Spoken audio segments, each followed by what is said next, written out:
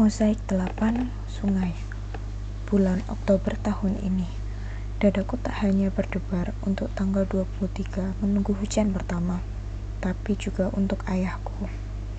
Tak pernah terbayangkan aku akan berada dalam situasi ini, memusuhi ayahku sendiri. Genap sebulan kutinggalkan rumah, kecewa pada ayah. Alasannya sungguh absurd, cinta. Aku menumpang di rumah Mapangi, orang bersarung kawan lamaku. Sering sepupu-sepupuku datang, diutus ayah untuk membujukku pulang. Aku bergeming. Semuanya akan sempurna andai ayah mau menerima Alim. Sekarang, saban hari aku menunggu Mu'alim Syahbana melayarkan perahunya. Akan kubawa lari saja perempuan Tionghoa ini. Kubawa lari ke Jakarta, meski itu berarti terang-terangan seterang matahari di atas ubun-ubun bahwa aku melawan ayahku. Sesungguhnya menyedihkan keadaan ini. Aku telah mengalami banyak peristiwa yang buruk, namun permusuhan dengan ayah adalah hal terburuk yang pernah terjadi padaku. Tak pernah, meski hanya sekali sebelumnya aku menentang ayah.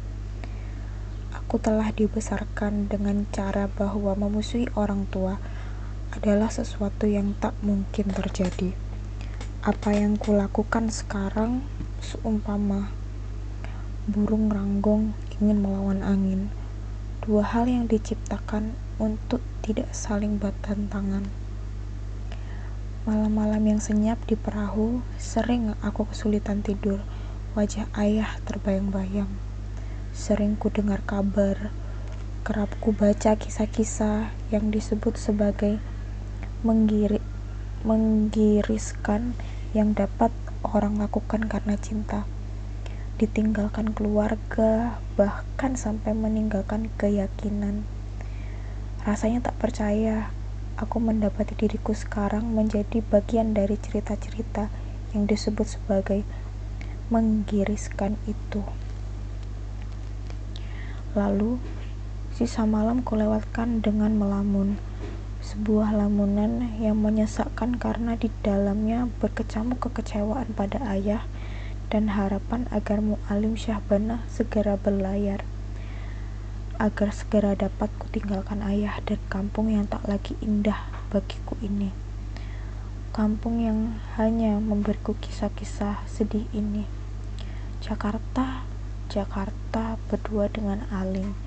Di sanalah masa depanku. Usai dilanda kemarahan dan harapan sengit yang melelahkan itu.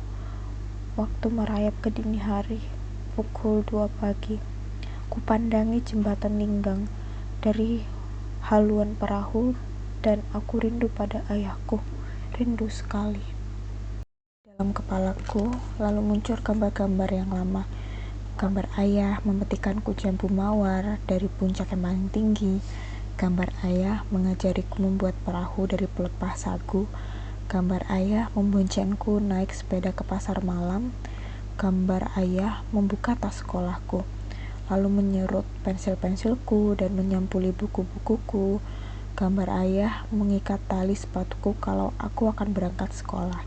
Gambar ayah mengambil raporku dengan bajunya yang terbaik. Semua yang ku tahu tentang kasih sayang, ketulusan, pengorbanan, dan kebaikan, semuanya berasal dari ayahku. Ayah yang tak pernah sekalipun menaikkan kata-katanya padaku. Ayah juara 1 seluruh dunia. Kini, ia harus kutentang. Keadaan ini benar-benar menghancurkan hatiku. Berulang kali ku sesali. Mengapa ayah mesti berada di tengah pilihan yang runyam ini? Mengapa ia tak pernah mengatakan tidak padaku? Mengatakan tidak untuk sesuatu yang paling kuinginkan. Sungguh jiwaku tak kuat jika harus memusuhi ayahku sendiri. Namun, kemungkinan lain yang tak dapat kutanggungkan adalah jika harus kehilangan perempuan Tionghoa ini. Ia bak sendi pada buku-buku jemariku. Ia bak arus dalam sungaiku. Aku tak sanggup.